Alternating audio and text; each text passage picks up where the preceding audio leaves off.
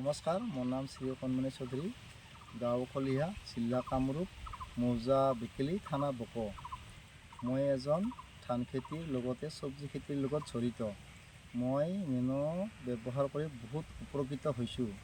Nano সাৰ ব্যৱহাৰ কৰিলে মাটিডোখৰ ভালে থাকে, লগতে মানুহৰো সেই নেনো সাৰে ক্ষতি নকৰে। লগতে সকলো কৃষক বন্ধুক জনাওঁ যে ধান খেতি, চব্জি খেতিত নেনো ব্যৱহাৰ কৰক। ভাল ফল পাব, লগতে উপকৃত হ'ব। এইখিনিতে মই জনাওঁ যে সকলো এতিয়ালৈকে বহু কৃষক বন্ধুৱে নাজানে নেনো কেনেকুৱা বস্তু। মই প্ৰশিক্ষণ লৈ গম পাইছোঁ নেনো বহুত উপকৃত। লগতে সকলো মানুহে নেনো সাৰ ব্যৱহাৰ কৰক। চব্জি খেতি, ধান খেতি, অন্যান্য যিকোনো খেতিতে নেনো সাৰ ব্যৱহাৰ কৰিলে ভাল ফল পাব, উপকৃত হ'ব। এইখিনিয়ে মোৰ ক'বলগীয়া।